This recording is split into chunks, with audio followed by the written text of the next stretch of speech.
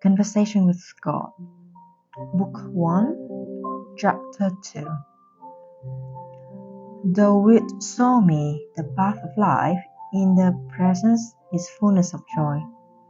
At the right hand there are pleasures forevermore. Psalm 16:11. I've searched for the path to God all my life. I know you have, and now I have found it, and I can't believe it. It feels like I'm sitting here writing this to myself. You are. That does not seem like what a communication with God would feel like. You want bells and whistles? I'll see what I can arrange. You know, don't you, that there are those who will call this entire book blasphemy, especially if you keep showing up as such wise guy. Let me explain something to you. You have this idea that God shows up in only one way in life. That's a very dangerous idea. It stops you from seeing God all over. If you think God looks only one way, or sounds only one way, or is only one way, you're going to look right past me night and day.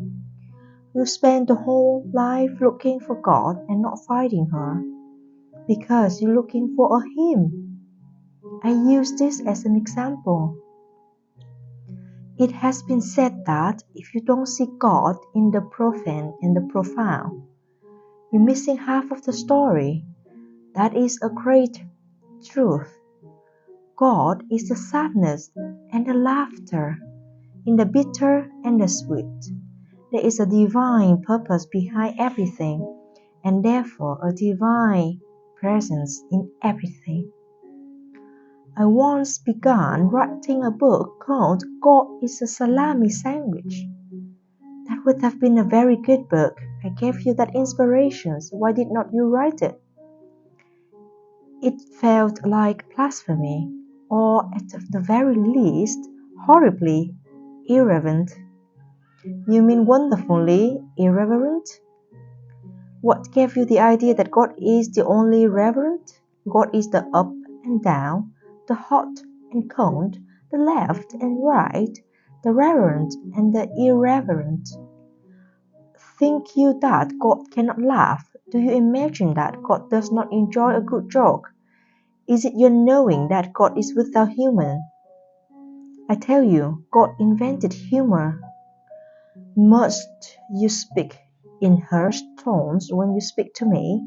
Are slang words a tough language outside my ken? I tell you, you can speak to me as you would speak to your best friend. Do you think there is a word that I can have not heard, a sight I have not seen, a sound I do not know? Is it your thought that I despise some of these while I love the others? I tell you, I despise nothing. None of it is repulsive to me. It is life, and life is the gift, the unspeakable treasure, the holy of holies. I am life, and I am the stuff life is. Its every aspect has a divine purpose. Nothing exists, nothing, without a reason, understood and approved by God. How can this be? What of the evil which has been created by man? You cannot create a thing, not a thought, an object, an event, no experience of any kind, which is outside of God's plan. For God's plan is for you to create anything, everything, whatever you want. In such freedom lies the experience of God being God. And this is the experience for which I created you and life itself. Evil is that which you can call evil, yet even that I love, for it is only through that which you call evil, that you can know good. Only through that which you call the work of the devil, you can know and do the work of God. I do not love hot more than I love cold, high more than low, left more than right. It is all relative. it is all part of what is. I do not love good more than I love bad. Hitler went to heaven. When you understand this, you will understand God. But I have been raised to believe that good and bad do exist, that right and wrong are opposed, that some things are not okay, not alright, not acceptable in the sight of God. Everything is acceptable in the sight of God. For how can God not accept that which is? To reject a thing is to deny that it exists. To say that it is not okay is to say that it is not a part of me, and that is impossible. Yet hold to your beliefs and stay true to your values, for these are the values of your parents, parents, of your friends, and of your society. They form the structure of your life, and to lose them would be to unravel the fabric of your experience. Still, examine them one by one, review them piece by piece.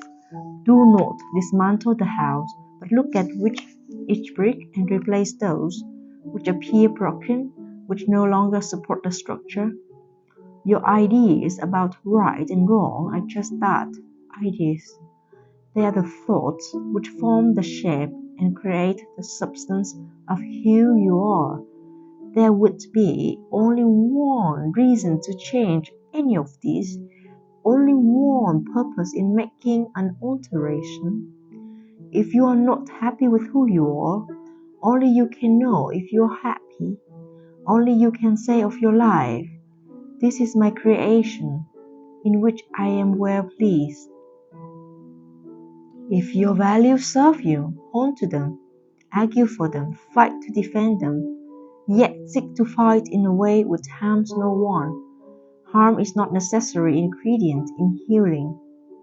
You say hold to your values at the same time. You say our values are all wrong. Help me with this. I have not said your values are wrong, but neither are they right. They are simply judgments, assessments, decisions. For the most part, they are decisions made not by you, but by someone else. Your parents, perhaps, your religion, your teachers, historians, politicians. Very few of the value judgment you have incorporated into your truth are judgments you, yourself, have made based on your own experience. Yet experience is what you came here for, and out of your experience were you to create yourself. You have created yourself out of the experience of others. If there were such a thing as sin, this would be it, to allow yourself to become what you are because of the experience of others. This is the sin you have committed.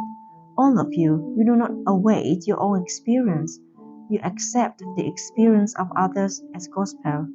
And then, when you encounter the actual experience for the first time, you overlay what you think you already know onto the encounter. If you did not do this, you might have a wholly different experience, one that might render your original teacher or source wrong. In most cases, you don't want to make your parents, your schools, your religions, your traditions, your holy scriptures wrong, so you deny your own experience in favor of what you have been told to think. Nowhere can this be more profoundly illustrated than in your treatment of human sexuality.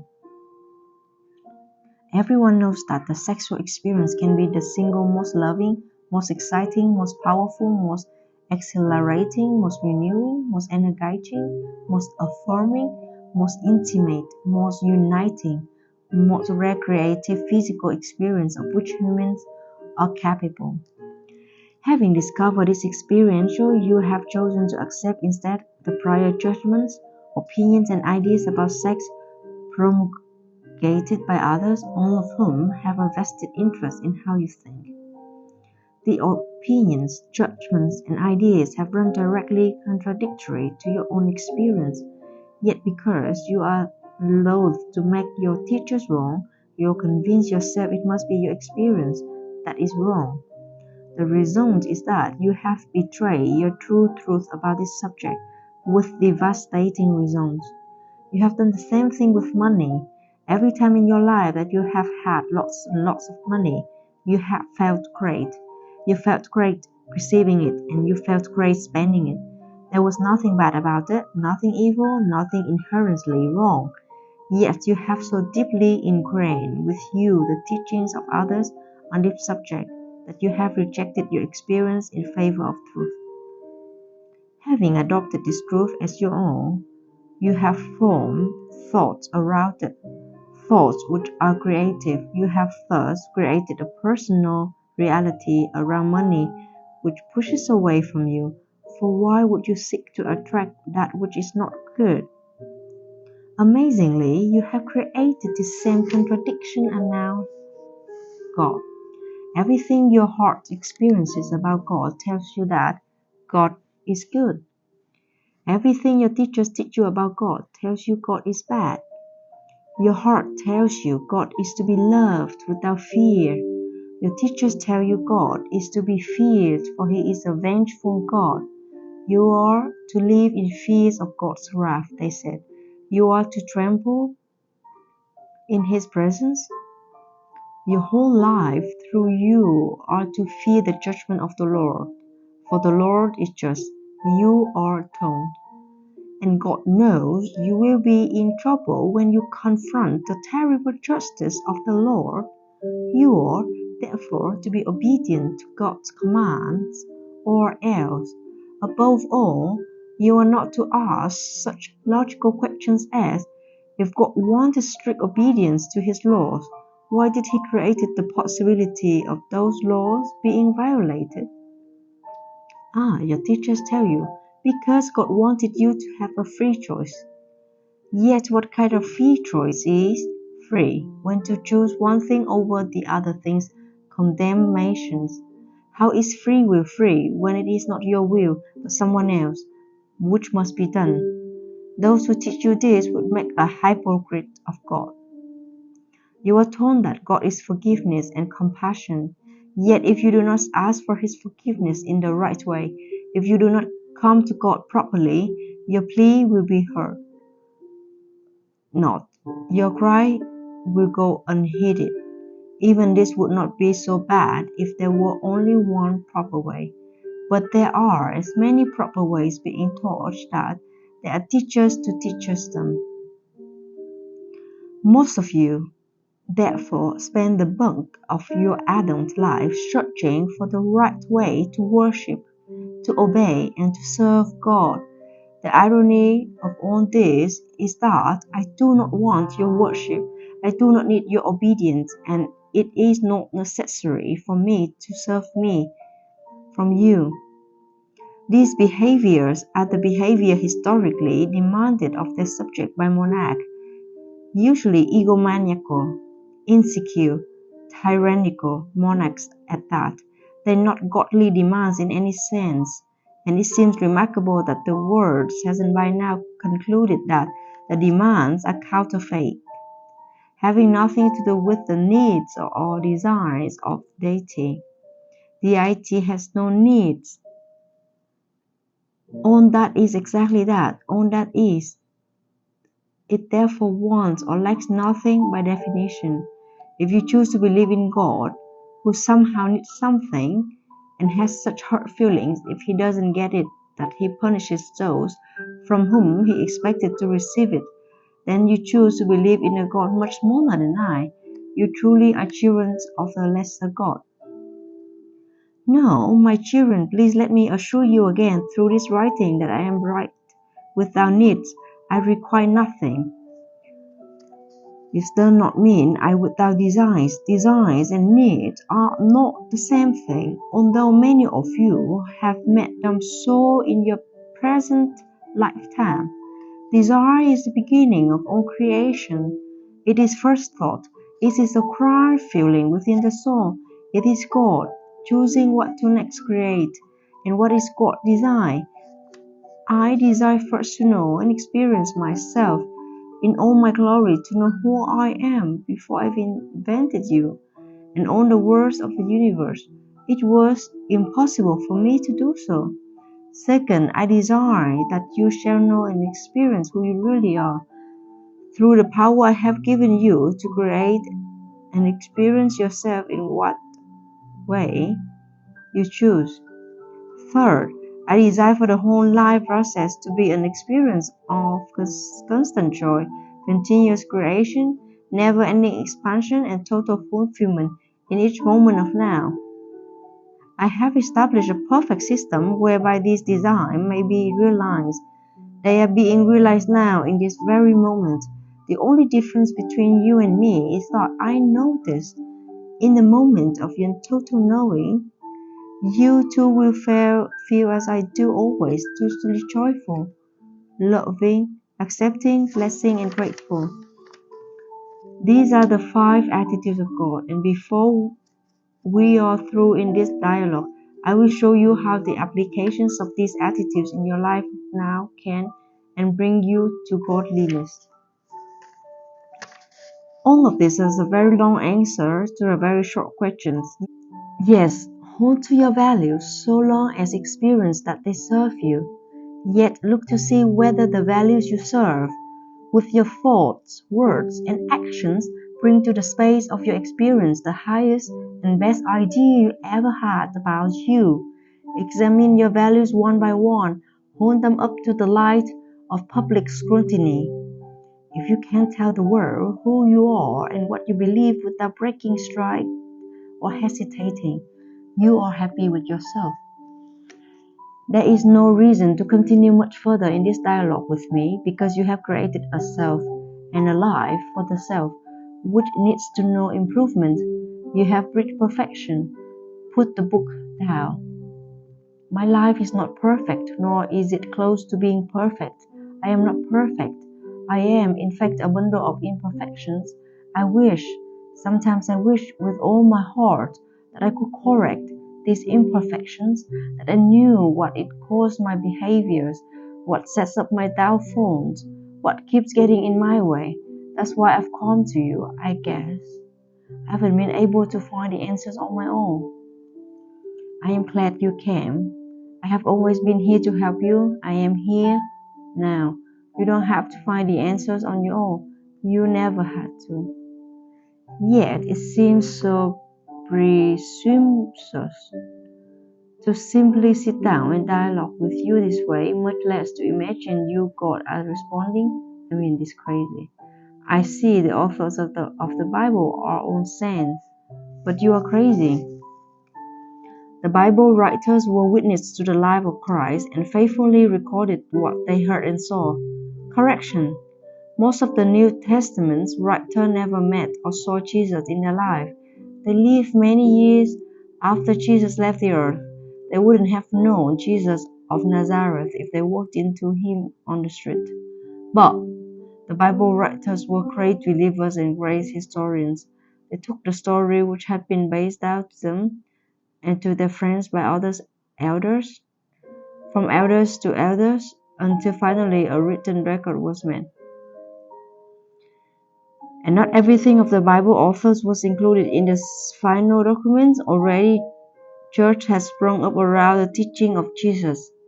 As it happened, whenever and wherever people gave them the groups around a powerful idea, there were certain individuals with these churches enclave who determined what part of the Jesus story we are going to be told and how. This gathering, writing, and publishing of the Gospel and the Bibles.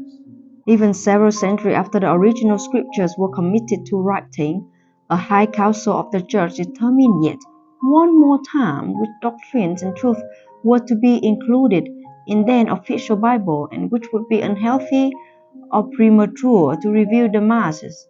And there have been other holy scripture as well, each placed in writing in moments of inspiration by otherwise ordinary men, none of whom were any more crazy than you. Are you suggesting, you're not suggesting, are you, that this writing might not be one that become holy scriptures?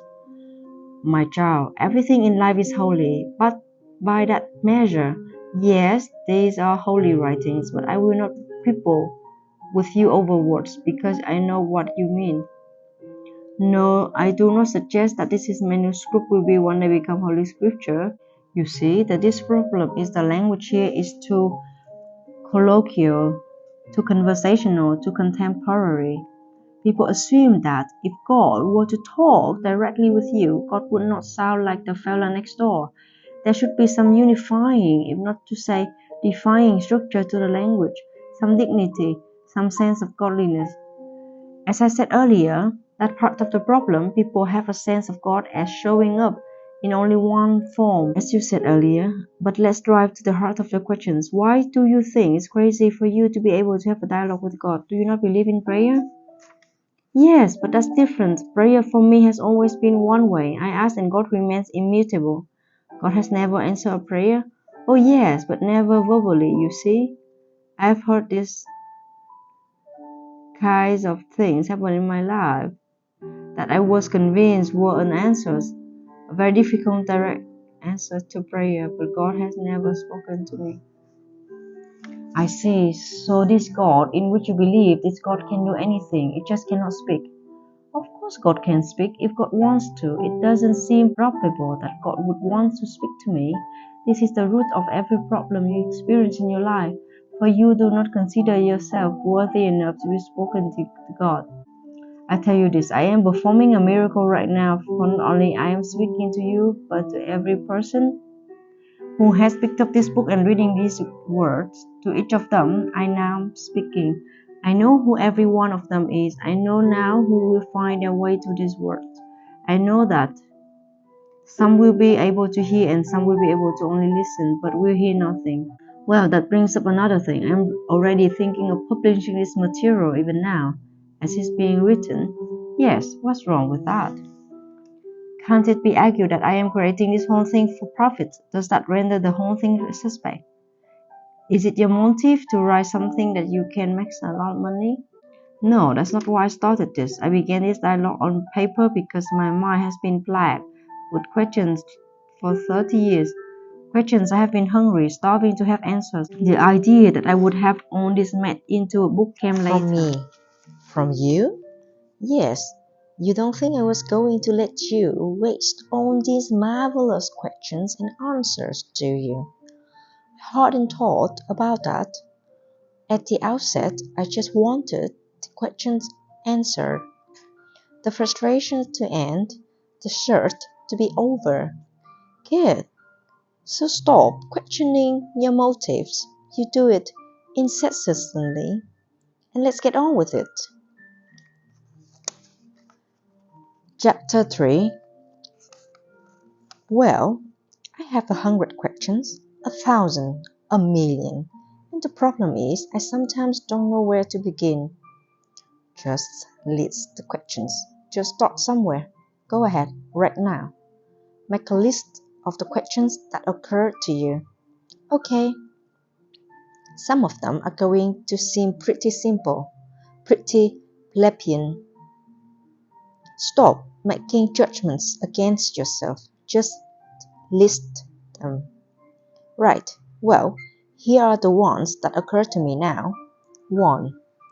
When will my life finally take off? Why does it take to get it together and achieve even a modicum of success? Can the struggle ever end?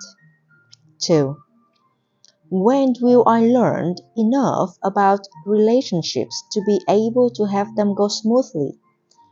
Is there any way to be happy in relationships? Must they always be constantly challenging? 3. Why can't I ever seem to attract enough money in my life? Am I destined to be scrimping and scrapping for the rest of my life? What is blocking me from realizing my full potential in this regard? 4.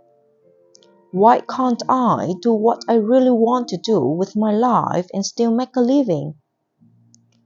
5. How can I solve some of the health problems I face? I have been the victim of enough chronic problems to last a lifetime. Why am I having them all now? 6. What is the karmic lessons I'm supposed to be learning here? What am I trying to master? 7. Is there such a thing as reincarnations? How many past lives have I had? What was I in them? Is karmic debt a reality? 8. I sometimes feel very psychic. Is there such a thing as being psychic? Am I that? Are people who claim to be psychic trafficking with the devil? 9. Is it okay to take money for doing good? If I choose to do healing work in the world, God's work, can I do that and become financially abundant too? Or are they two mutually exclusive? 10. Is sex okay? Come on. What is the real story behind this human experience? Is sex purely for procreations, as some religions say? Is true holiness and enlightenment achieved through denial or transmutations of the sexual energy? Is it okay to have sex without love? Is just the physical sensation of it's okay enough as a reason? 11. Why did you make sex so good, so spectacular, so powerful a human experience if all we are to do is stay away from it as much as we can? What gives? For what matter? Why are all fun things either immoral, illegal, or fattening? 12. Is there life on other planets? Have we been visited by it? Are we being observed now? Will we see evidence, irrevocable and indisputable, of extraterrestrial of life in our lifetime? Does each form of life have its own God? Are you the God of it all? 13. Will utopia ever come to the planet? Will God ever show himself to Earth's people as promised? Is there such a thing as the second coming? Will there ever be an end of the world or an apocalypse as prophesied in the Bible? Is there a one true religion? If so, which one? These are just a few of my questions. As I said, I have 100 more. Some of these questions embarrass me. They seem so sophomoric, but answer them, please, one at a time, and let's talk about them. Good. Now we get into it. Don't apologize for these questions. These are the questions men and women have been asking for hundreds of years. If the questions were so silly, they wouldn't be asked over and over again by each succeeded generation.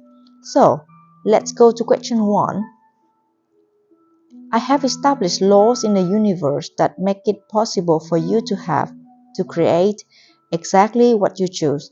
These laws cannot be violated nor can they be ignored. You are following these laws right now. Even as you're reading this, you cannot follow the law, for these are the ways things work. You cannot step aside from this. You cannot operate outside of it. Every minute of your life, you have been operating inside of it. And everything you have ever experienced, you have thusly created. You are in a partnership with God. We share an eternal covenant. My promise to you is to always give what you ask. Your promise is to ask, to understand the process of the asking and the answering. I've already explained this process to you once.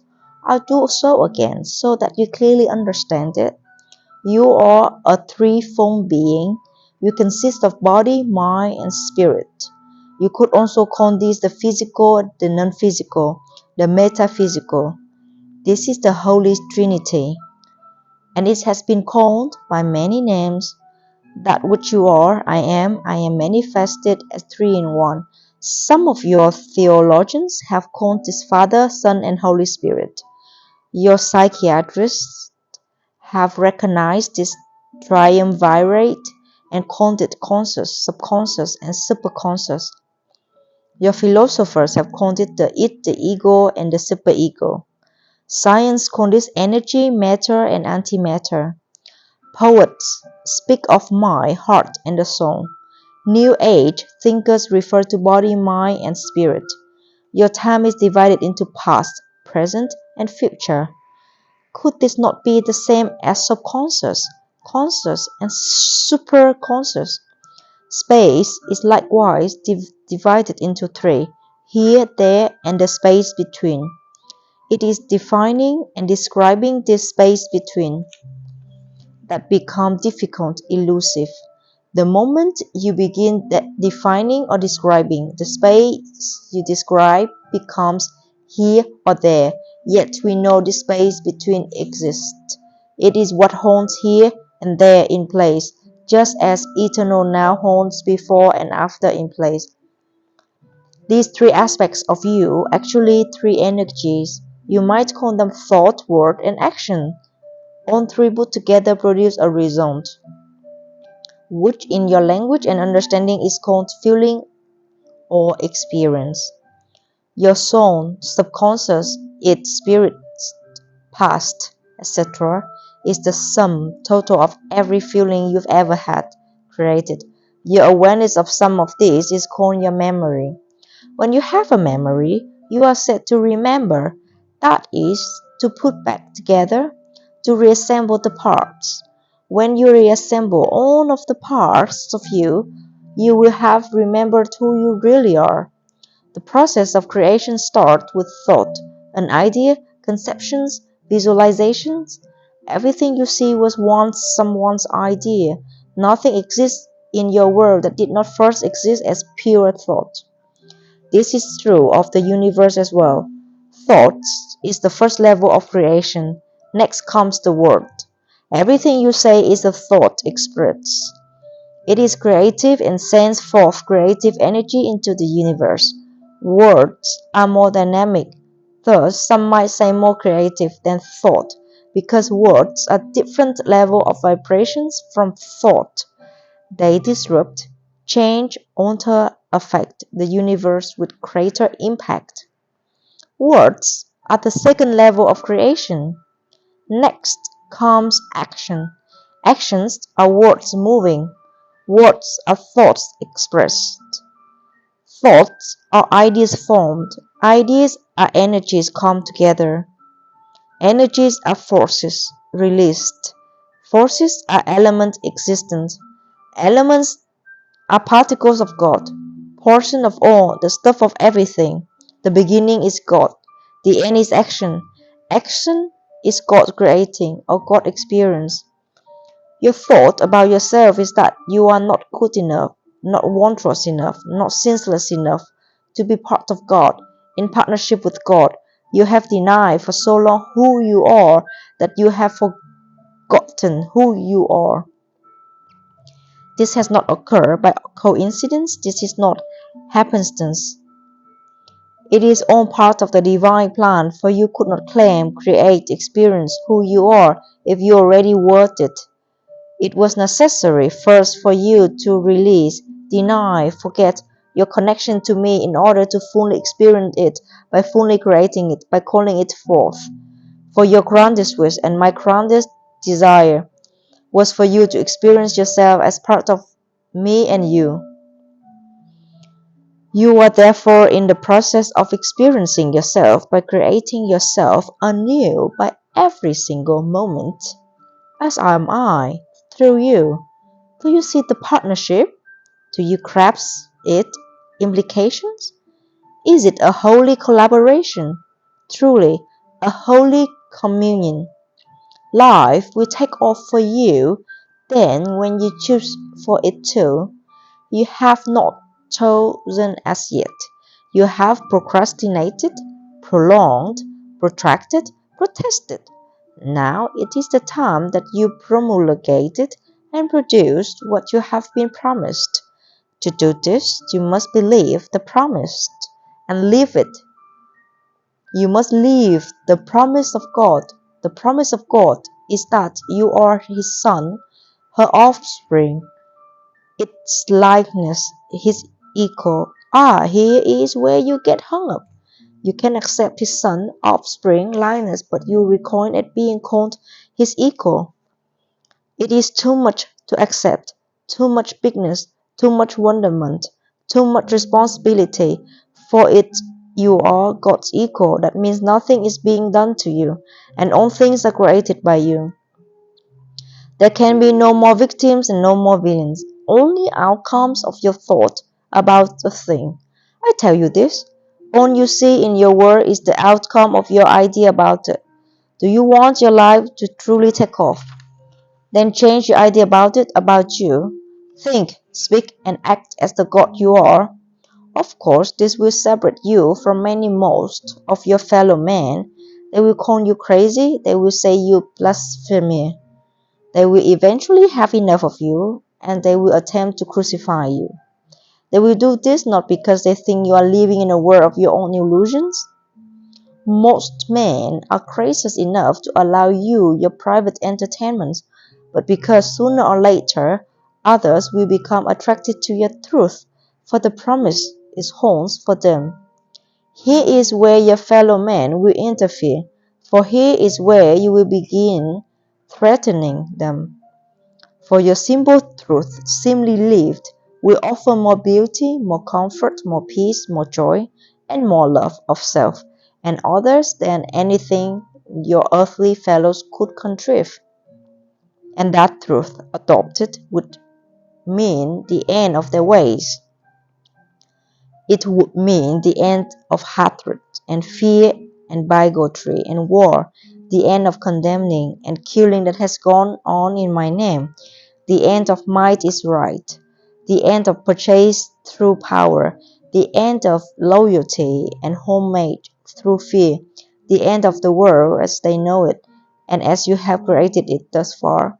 So be ready, kind soul, for you will be vilified and spat upon, called names and deserted, and finally they will accuse you, try you, and condemn you all in their own ways, from the moment you accept and adopt your holy cause, the realization of self. Why, then do it, because you are no longer concerned with the acceptance or approval of the world. You are no longer satisfied with what that has brought you. You are no longer pleased with what it has given others. You want pain to stop, the suffering to stop, the illusion to end. You have had enough of this world as it presently is. You seek a newer world. Seek it no longer, now call it forth. Can you help me to better understand how to do that? Yes, go first to your highest thought about yourself. Imagine that you would be if you lived that thought every day. Imagine that what you think, do, and say, and how you would respond to what others do and say. Do you see any difference between that projection and what you think, do, and say now? Yes, I see a great deal of difference. Good. You should, since we know that right now you are not living your highest vision of yourself. Now, having seen the differences between where you are and where you want to be, begin to change, consciously change your thoughts, words, and action to match your greatest vision. This will require tremendous mental and physical effort. It will entail constant, moment-to-moment monitoring of every thought, word, and deed. It will involve continued choice-making consciously. This whole process is a massive move to consciousness. What you will find out if you undertake this challenge is that you've spent half of your life unconscious. That is to say, unaware on a conscious level of what you are choosing in the way of thoughts, words, and deeds until you experience the aftermath of them. Then, when you experience this result, you deny that your thoughts, words, and deeds had anything to do with them. This is so called to stop such unconscious living. It is a challenge to which your soul has called you from the beginning of time. That kind of continual mental monitoring seems as though it might be terribly exhausting. It could be until it becomes second nature. In fact, it is your second nature. It is your first nature to be unconditionally loving. It is your second nature to choose to express your first nature, your true nature, consciously. Excuse me, but wouldn't this kind of non-stop editing of everything I think, say, and do make Jack a dull boy? Never.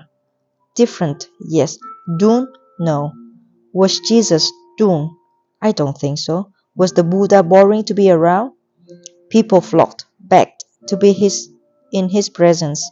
No one who has attained mastery is doomed. Unusual? Perhaps. Extraordinary? Perhaps. But never doomed. So, do you want your life to take off? Begin at once to imagine it the way you want it to be, and move into that. Reject every thought, word, and action that does not fall into harmony with that. Move away from those. When you have a thought that is not alignment with your higher vision, change to a new thought, then and there. When you say a thing that is out of alignment with your grounded idea, make a note to say something like that again. When you do a thing that is misaligned with your best intention, decide to make that the last time and make it right with whomever was involved if you can. I've heard this before and I've always railed against it because it seems so dishonest. I mean, if you're sick as a dog, you're not supposed to admit it. If you broke as a pumper, you're never supposed to say it. If you're upset as hell, you're not supposed to show it. It reminds me of the joke about three people who were sent to hell. One was a Catholic, one was a Jew, one was a New Ager. The devil says to the Catholic, sneeringly, "Well, how are you enjoying the heat?" And the Catholic sniffs, "I'm offering it up." The devil then asks the Jew, "And how are you enjoying the heat?" The Jew says, "So what else could I expect but more hell?" Finally, the devil approaching the New Ager, heat?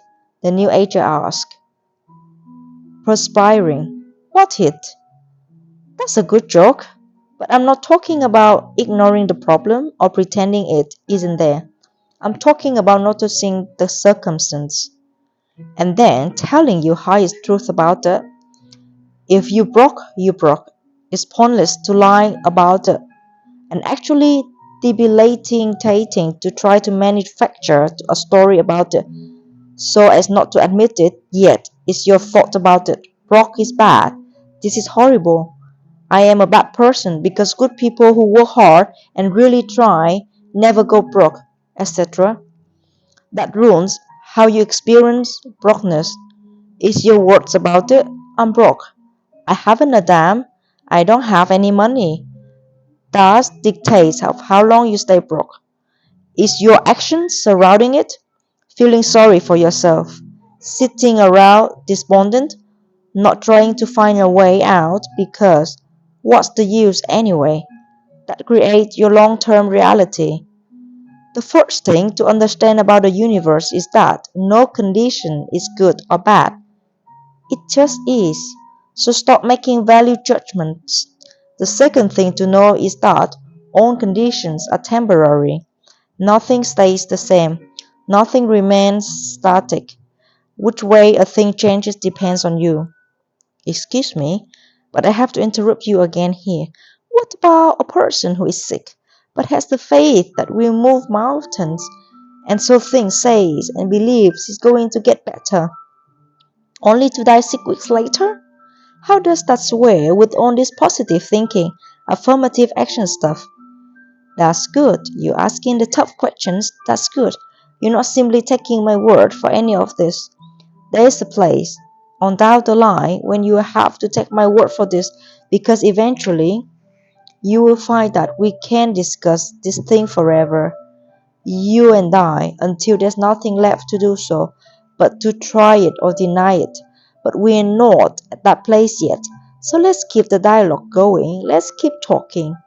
The person who had the faith to move mountains and died 6 weeks later has moved mountains for 6 weeks. That may have been enough for him. He may have decided on the last hour of the last day, okay, I've had enough. I'm ready to go on now to another adventure. You may not have known of that decision because he may not have told you. The truth is, he may have made that decision quite a bit earlier, days, weeks earlier, and not have told you, not have told anyone. You have created a society in which it is very not okay to want to die, very not okay to be very okay with death. Because you don't want to die, you can't imagine anyone wanting to die, no matter what their circumstances or condition. But there are many situations in which death is preferable to that life, which I know you can imagine if you think about it for even a little bit. Yet, these truths don't occur to you. They are not that self-evident when you are looking in the face someone else who is choosing to die. And the dying person knows this. She can feel the level of acceptance in the room regarding her decision. Have you ever noticed how many people wait until the room is empty before they die? Some even have to tell their loved ones, "No, really, go. Get a bite to eat." Or, "Go, get some sleep. I'm fine. I'll see you in the morning." And then, when the loyal guard leaves, so does the soul from the body of the guarded. If they told the assembled relatives and friends, "I just want to die," they would really hear it. "Oh, you don't mean that," or "Now don't talk that way," or "Hang in there," or "Please don't leave me." The entire medical profession is trained to keep people alive rather than keeping people comfortable so that they can die with dignity. You see, to a doctor or a nurse, death is failure. To a friend or a relative, death is disaster. Only to the soul is death a relief, a release. The greatest gift you can give the dying is to let them die in peace, not thinking that they must hang on or continue to suffer or worry about you at these most crucial passes in their life. So this is very often that what happened in the case of the man who says he's going to leave, believe he's going to leave, even prays to leave, that at the soul level he has changed his limit. It is time now to drop the body to free soul or other pursuit. When the soul makes this decision, nothing the body does can change it. Nothing the mind thinks can alter it. It is at the moment of death that we learn who, in the body mind, soul triumvirate, is running things.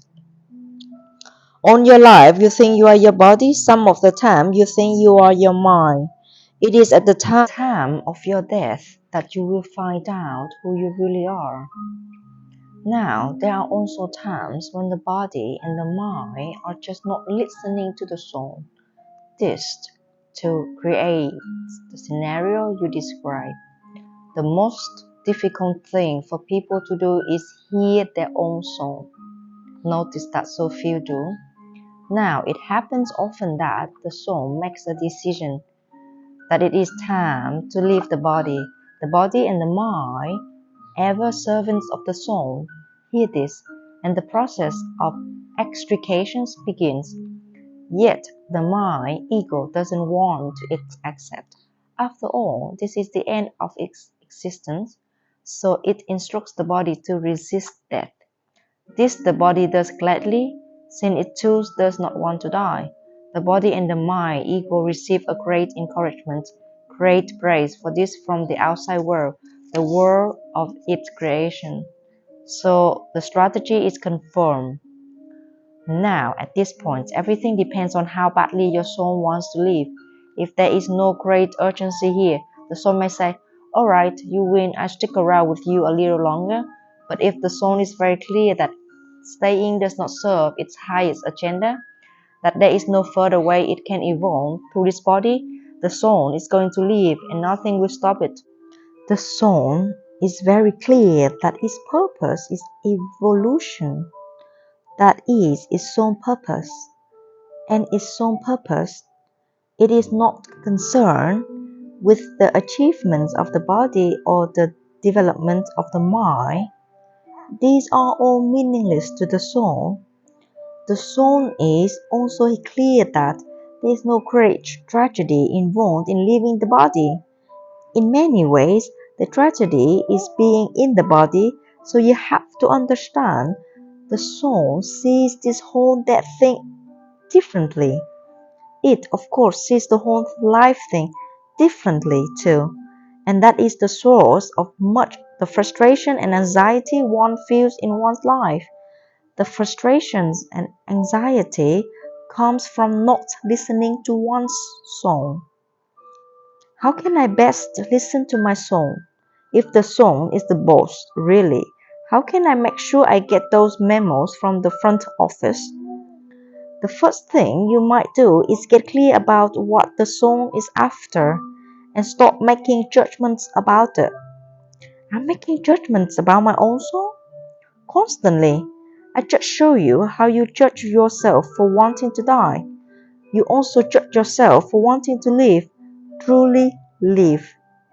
You judge yourself for wanting to laugh, wanting to cry, wanting to win, wanting to lose, for wanting to experience joy and love. Especially, do you judge yourself for that? I do. Somewhere you've come across the idea that to deny yourself joy is godly, that not to celebrate life is heavenly. Denial, you have told yourself, is goodness. Are you saying it is bad? It is neither good nor bad. It is simply denial. If you feel good after denying yourself, then in your world that is goodness. If you feel bad, that's badness. Most of the time, you can't decide. You deny yourself this or that because you tell yourself you are supposed to. Then you say that was a good thing to do, but wonder why don't you feel good? And so the first thing to do is to stop making these judgments against yourself. Learn what is the soul's design and go with that. Go with the soul. What the soul is after is the highest feeling of love you can imagine. This is the soul's design. This is its purpose. The soul is after the feeling, not the knowledge, but the feeling. It already has the knowledge, but knowledge is conceptual, feeling is experiential. The soul wants to feel itself, and thus to know itself in its own experience. The highest feeling is the experience of unity with only that. This is the great return to truth for which the true yearns. This is the feeling of perfect love. Perfect love is to feeling what perfect white is to color. Many think that white is the absence of color. It is not. It is the inclusion of all color. White is every other color that exists, combined. So too is love, not the absence of an emotion, hatred, anger, lust, jealousy, covetousness, but the summations of all feeling. It is the sum total, the aggregate amount, the everything. Thus, for the soul to experience perfect love, it must experience every human feeling. How can I have compassion on that which I don't understand? How can I forgive in another that which I have never experienced myself? So we see both the simplicity and the awesome magnitude of the soul's journey. We understand at last what is it up to. The purpose of the human soul is to experience all of it, so that it can be all of it. How can it be up if it has never been down? Left it has never been right.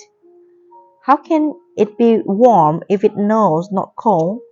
Good if it denies evil? Obviously, the soul cannot choose to be anything if there is nothing to choose from. The soul, to experience its grandeur, it must know what grandeur is. This it cannot do if there is nothing but grandeur.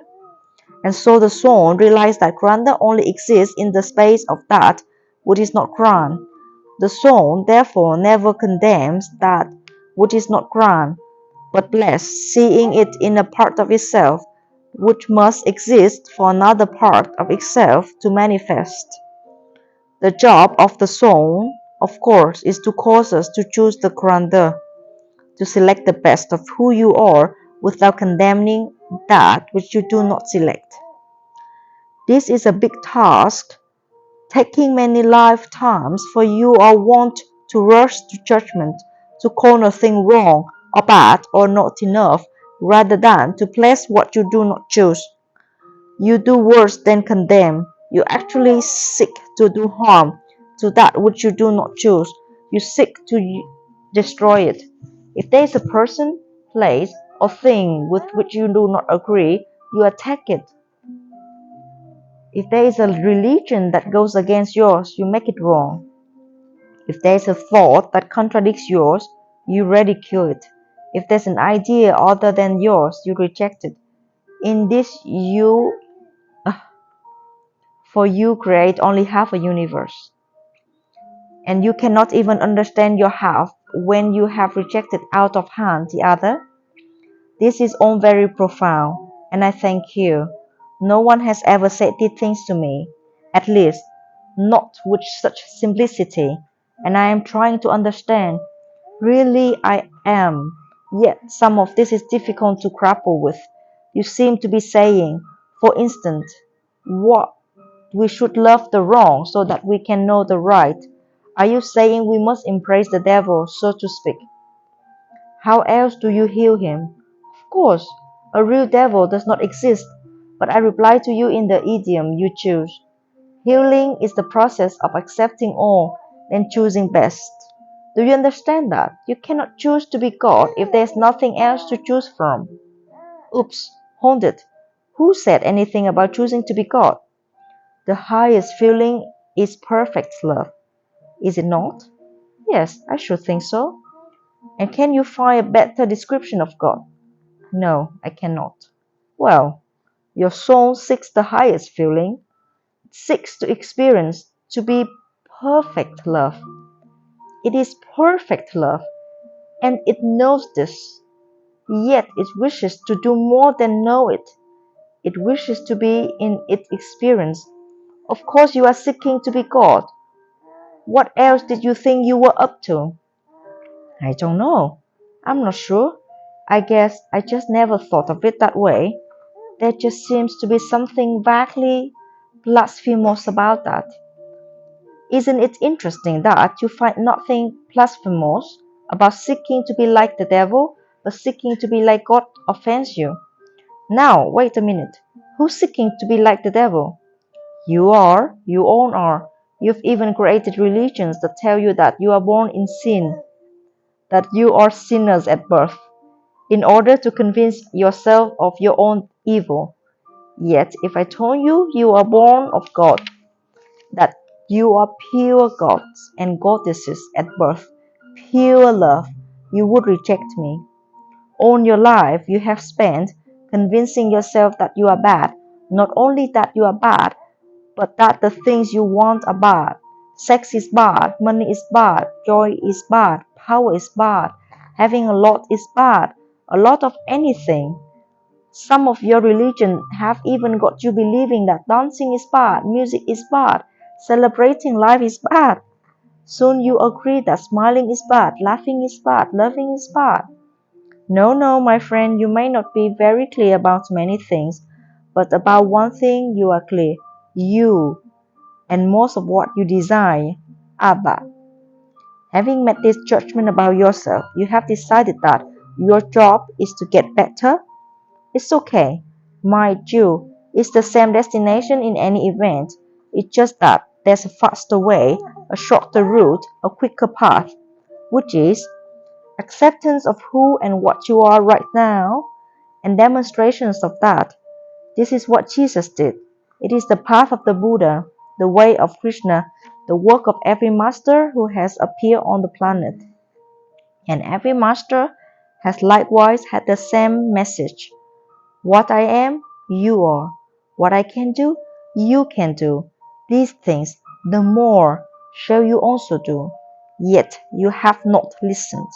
You have chosen instead the far more difficult path of one who thinks he is the devil, one who imagines he is the evil. You say it is difficult to work the path of Christ, to follow the teachings of the Buddha, to hold the light of the Krishna, to be a master. Yet I tell you this, it is far more difficult to deny who you are than to accept it. You are goodness and mercy and compassion and understanding. You are peace and joy and light. You are forgiveness and patience, strength and courage, a helper in time of need, a comforter in time of sorrow, a healer in time of injury, a teacher in times of confusion. You are the deepest wisdom and the highest truth, the greatest peace and the grandest love. You are these things. And in the moments of your life you have known yourself as these things. Choose now to know yourself as these things always.